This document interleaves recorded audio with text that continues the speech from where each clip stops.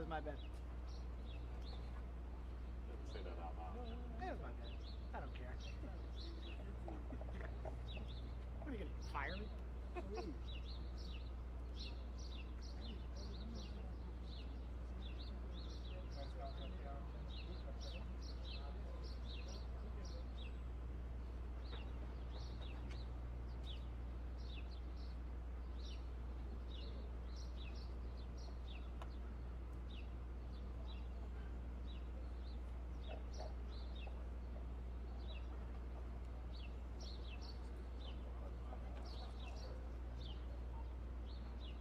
Check. You got me okay? Check. Check. Check. Channel 2. Check.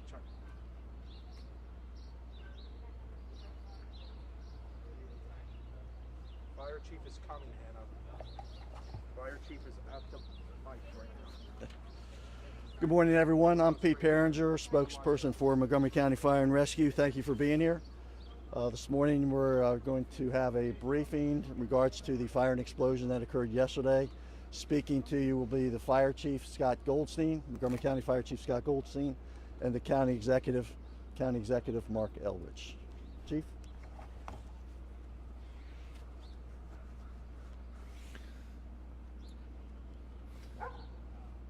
Good morning. Information that I can provide as an update and as the event evolves from our last communication last night. Total number of people transported and injured from this event is at 14. The original information provided was 10 personnel transported from the scene. Through investigative activities, we have interviewed 2 people that self-transported themselves from the scene to an area hospital, and 1 that left the scene, went to work, and then called 911 and was assisted and transported to a hospital. Total people injured in this incident are 14. That remains 3 serious and then 11 with minor to moderate injuries. The 3 serious are still in serious condition at local hospitals. An update on the accountability of the people within the 2405 building. Through a combined effort of fire investigators, state fire marshals, and Montgomery County police officials, all known residents of 2405 have been contacted and accounted for. All known residents of 2405 have been contacted and accounted for, and all people from their units are accounted for. That is a definite change than what I provided you earlier last evening. We are still working to confirm that there were no visitors or other people in the building at the time of the explosion that are not part of the residents and part of the 14 apartments in that building. Indeed, as you have reported and it's been heard, that there was a property maintenance worker in the building from property management at the time of the explosion. That worker was injured, has been talking with investigators, and is still at an area hospital and has provided us information. One of the components that is being used in an investigative theory is that the work involved with that maintenance individual led to this explosion. That is an investigative theory along with several others. Until we get through all of the debris and a thorough examination of the building, we cannot rule out any of our active theories and cannot identify that that was the cause of the explosion. Status of the buildings here. One of our communications yesterday afternoon identified 3 buildings being posted as unsafe to occupy: 2405, 2401, and 2411.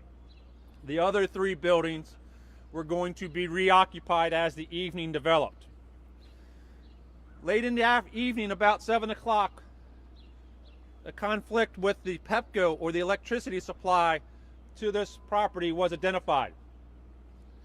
All of the 6 buildings on this property are without electrical power due to the transformer, which sits right around the corner here, was damaged in the explosion and must be replaced before they can re-energize the power to the 3 buildings still in the complex that are able to be occupied. So last night we had about 225 residents who were displaced from these 6 buildings. 120 from the original 3 and 110 from the additional 3. Work will continue today with PEPCO to get that transformer replaced and to enable those 3 buildings to be reoccupied. Fire rescue crews have started their operations for the day. K9 is working on the pile. We will then do shoring inside of the building in 2405 to make the utility room and the area underneath this pile stable so personnel can operate on top of the pile. And then we will start working, going through the debris field by hand to look for points of investigative interest, as well as search for and confirm all people are accounted for and there are no victims in this building.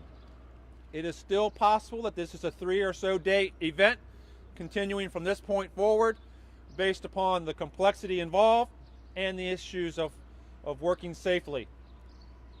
I'll transition now to County Executive Elrich, and then we'll have questions after the executive. So I just have a little bit to add to this.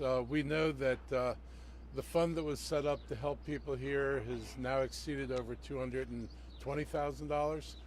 And so thank folks in the community for helping out here. Very few people actually had to stay in the shelter last night. Most people actually found refuge with family and friends elsewhere, so that's also good news for us. Yesterday the issue of inspections came up and we didn't have the answer at the moment to the inspections, but I can tell you now that this received a fire inspection on February 2nd, 2022. So a little over a month ago, got the fire inspection. It had its triannual inspection. This building is on a triannual cycle. It got its triannual inspection in September of 2021, which is on the triannual cycle. So they got their triannual inspection. So these buildings were inspected by both for building code and for fire safety. So I thought people might want to know that because it was asserted yesterday that that was not the case. And clearly it's the case. So that hopefully will answer that question for people who still have it lingering out there. And we're here to help. We won't stop until this is done. Hopefully they'll get through the pile in short order. We'll be able to resolve any issues about people, and we'll get down to focusing on what the cause of this was. And that's probably the most important thing, because if it's something structural or something that's defect, those are things that the county or the state may have the ability to regulate. If it's human error, that's not something we can regulate. Better training perhaps, but not regulate. So we're waiting to get that information so we can determine what we do next in terms of making sure things like this don't happen again. So thank you. I'm going to go from my right with questions. I have a question for the county executive. Yeah. And again, just to be clear, we know that these buildings, your building inspections were suspended, in-person inspections were suspended during the pandemic. That is what we were told by council member Tom Hubbard last night. Yeah, not exactly true. Can you explain? Yeah, they were suspended during the first part of the pandemic, because going into buildings without protective equipment, with no vaccines, and with no treatments, would have put everybody at risk. Would have put the occupants at risk. If an inspector was sick and didn't know it, would have put the inspectors at risk going into the buildings. So for about a year, I'm getting the dates on when they stopped and when they restarted, but they did not do inspections other than complaint inspections. But the pandemic's still going on, and we've been inspecting since sometime in 2021. I will point out that this is a health and safety issue. If you look at the county council, for example, they haven't been back in session with the public for 2 years.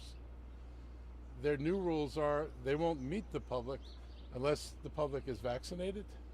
So to have a standard for themselves that's so wildly different than what they expect inspectors to do is, problematic to me.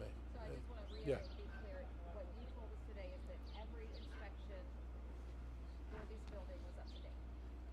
Yep, Thank you. I can show you the paper. That's why I brought this here. Yeah. With the inspection, does that include an inspection of the gas lines, or is that a state responsibility?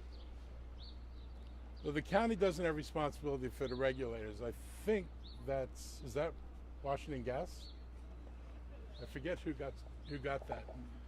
So the fire inspections are focusing on the life safety issues of the fire alarm. These buildings have sprinkler systems in their mechanical areas. That is the fire safety inspection. Exits, fire alarms, occupant notification, and the sprinkler system. The triennial inspection focuses on tenant habiting and tenant living spaces.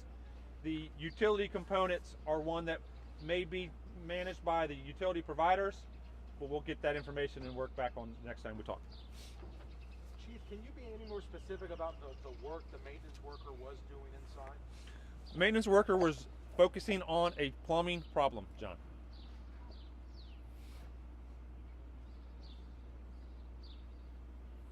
I was still on the right, so anybody coming around? Do you know if the maintenance worker was using a torch or any kind of flammable? Do not believe there was anything flammable or torch involved in his work for a plumbing problem. Can you describe it? All the people are accounted for, but can you describe again what the dogs were doing this morning? Certainly. So, all of the residents, all of the leaseholders have been contacted, and they are accounting for everybody who was in their unit at the time, lives in their units. We could have had a visitor, a person making the delivery. We could have had somebody unknown to the occupants in the building at the time of the explosion. We are not discounting the fact that somebody has become a victim of this explosion and is in that rubble pile until we have removed that pile down to the slab of the first floor. So that is what the dogs are doing. The dogs that we have on site today remain both a combination of live find as well as human remains dogs. We ran dogs yesterday, and as some of you identified, there were initial indications from the human remains dogs on the pile. We're running a separate HRD dog this morning as one of our tools for search.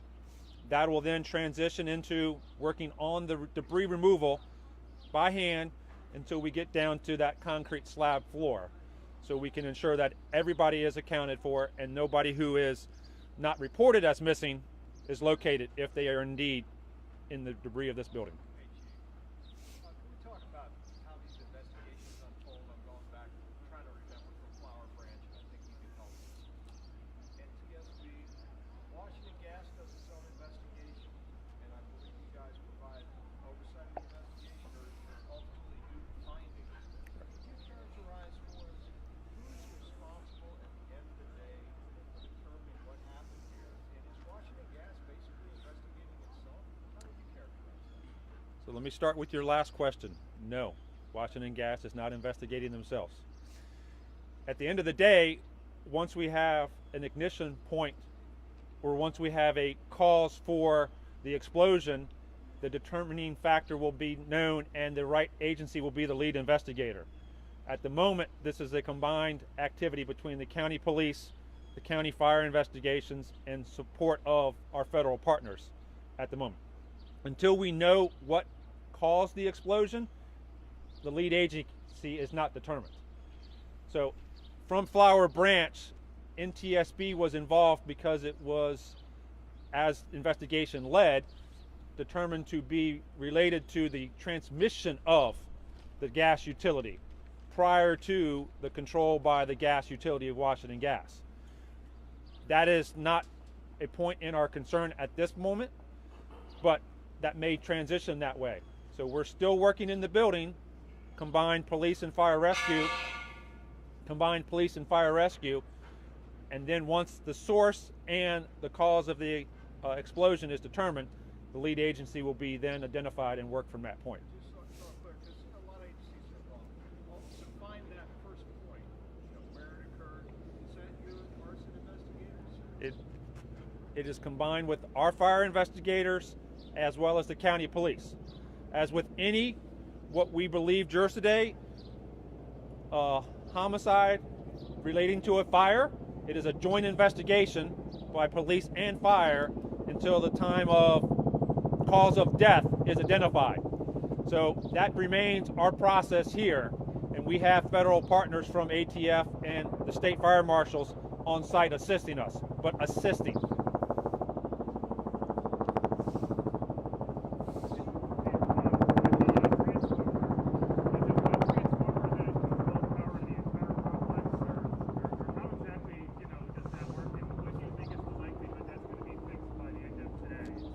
So the question, since the helicopter was kind of drowning it out, is about the transformer and how does that work? Absolutely, there's transformers about a 4-foot square box right around the corner here in the bushes, and the electrical feed into this 6-building complex goes there, and then each of those 6 buildings is fed from that transformer to the individual buildings. Pepco had crews here last night and was going to replace that box last night. Found some reasons that we did not continue the work last night, and they will be back out here today to replace that transformer. It's a 5 to 7 hour job to do that work, and that is our goal, is to get that work done today, have the power back on to those 3 buildings that we identified, and have those residents back in their buildings tonight. Okay.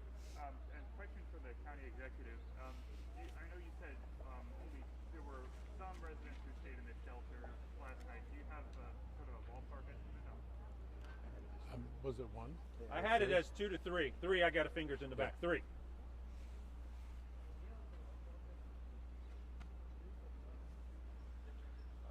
Okay. All right, we'll get you a time for the next cycle. It's just not been determined yet, so Pete will get that information out about the next update and next briefing, okay? Thank you all. Thank you. Just to satisfy your curiosity. I just needed to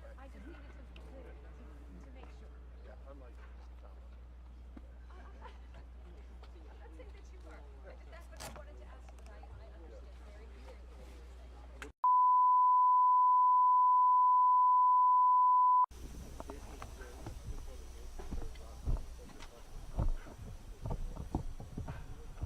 Got it. Right now.